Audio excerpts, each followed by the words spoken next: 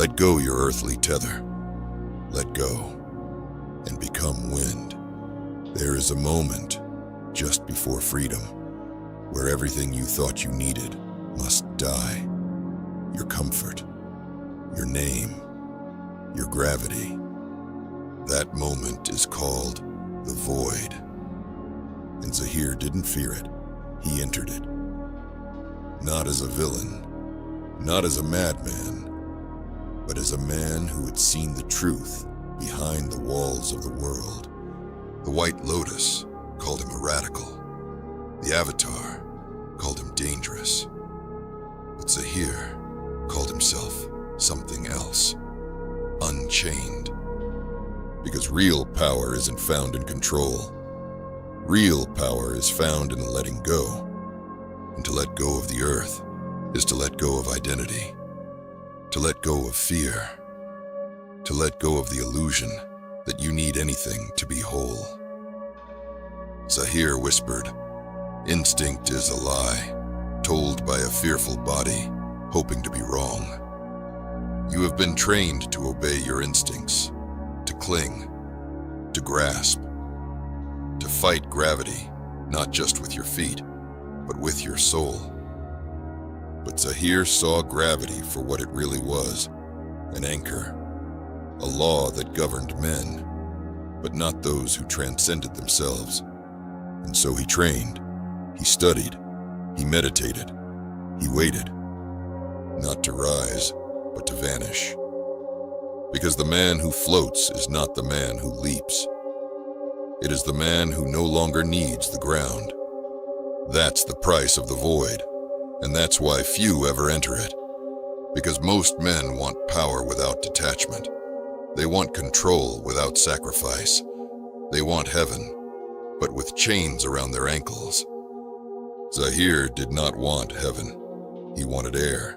He said, "When you base your expectations only on what you see, you blind yourself to the possibilities of a new reality."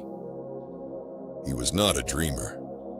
He was a destroyer of illusions, and he saw the world for what it was, a prison, one with guards called nations, wardened by kings, policed by traditions. And so he took a breath, not of rebellion, of clarity, and with that breath, he became what few ever do, weightless. He rose not just in body, he rose in essence.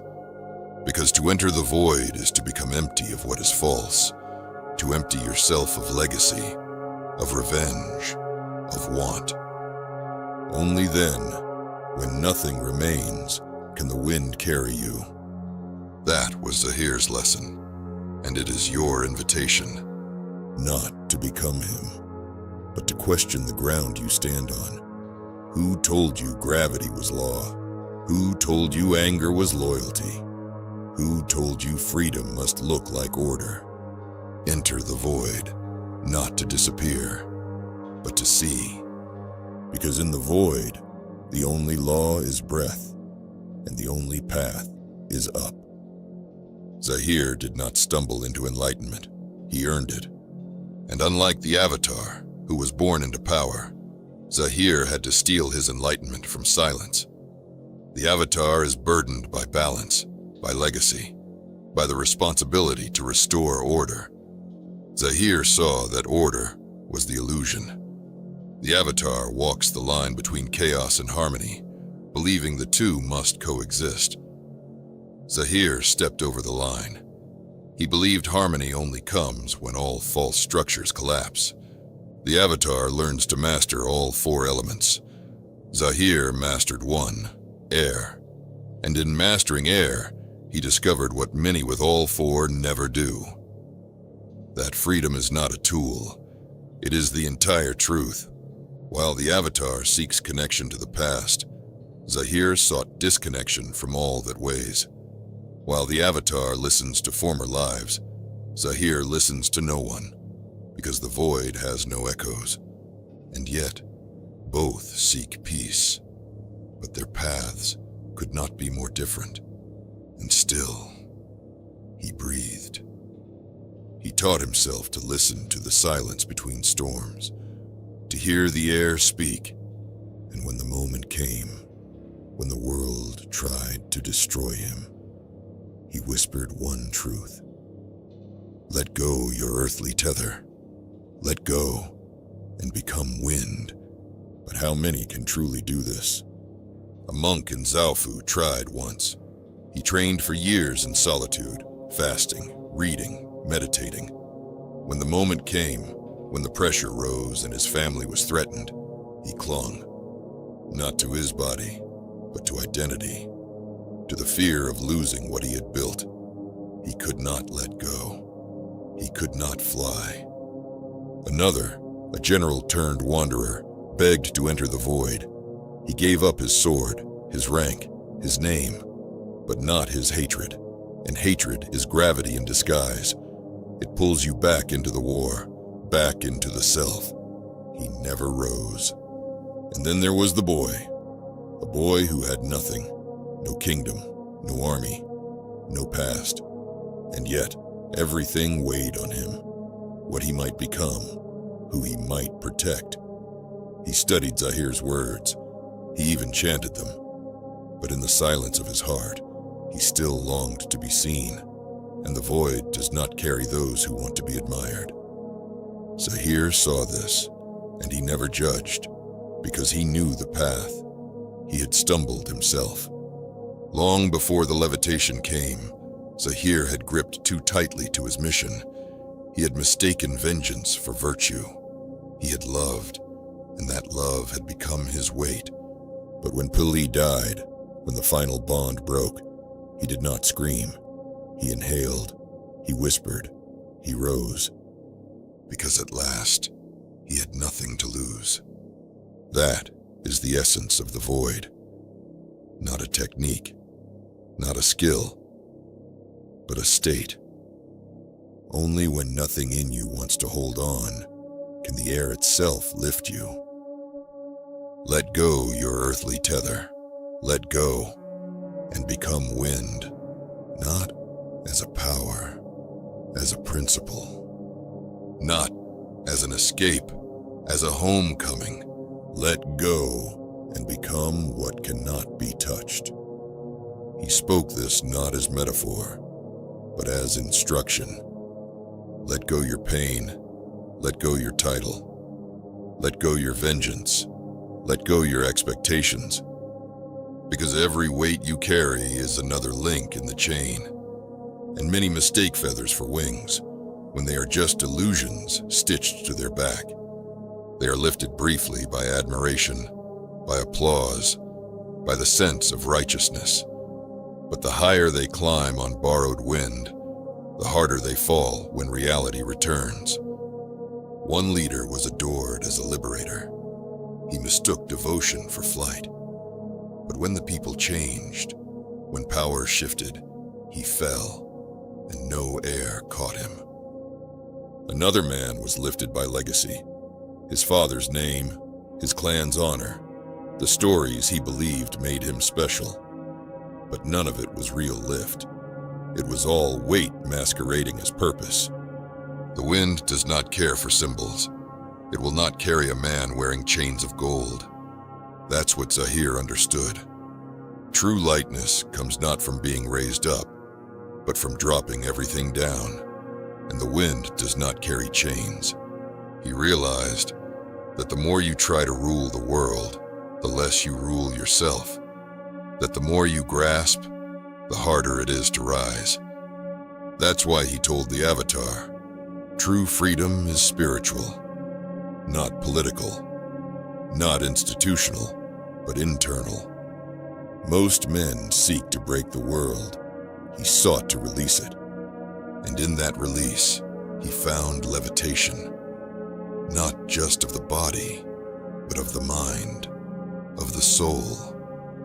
When Pili fell, the world expected rage, but Zaheer gave them ascension. Because to enter the void is to let death itself pass through you without resistance. That is the breath of liberation, not holding, not grasping, but becoming. become wind, become absence, become the whisper that cannot be caught. And in that state, you will see, freedom does not destroy, it reveals. You were never meant to live chained. You were meant to float, to cut through the illusions like air through smoke. Picture it, a temple high in the mountains, built by generations who believed structure was salvation. A sacred place, carved in marble, reinforced by duty, expectation, pride. And then one night, quiet, windless, still, it begins to shake. Not from force, but from within, because it was never built to rise, only to endure. One by one, the columns crack, the walls split, the roof begins to bow under the weight of its own legacy, and in the center stands a single figure, not with fear, but with breath. He does not run, he does not resist, he inhales, he releases. And as the temple collapses into dust, he rises through the debris, untouched, because he had no stone in that structure. He had no tether in its foundation. This is the void, not an escape, but an emergence. You are not here to carry the temple. You are here to become the wind that moves through it. Let go your earthly tether. Let go and become wind. There is a silence beyond silence, a kind of stillness that doesn't come from retreat, but from returning to something deeper than thought.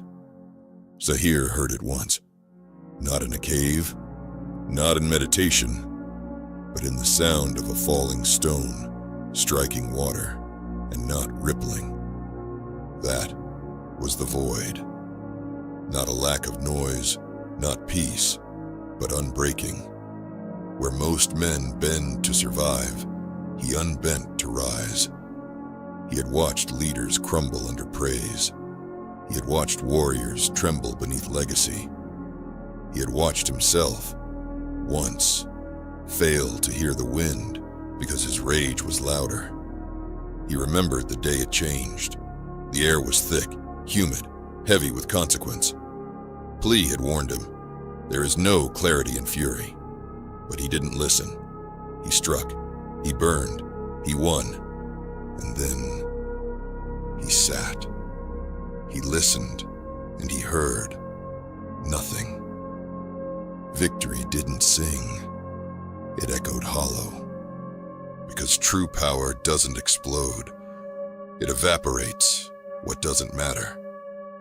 That was when Zaheer stopped being a rebel and started becoming the wind.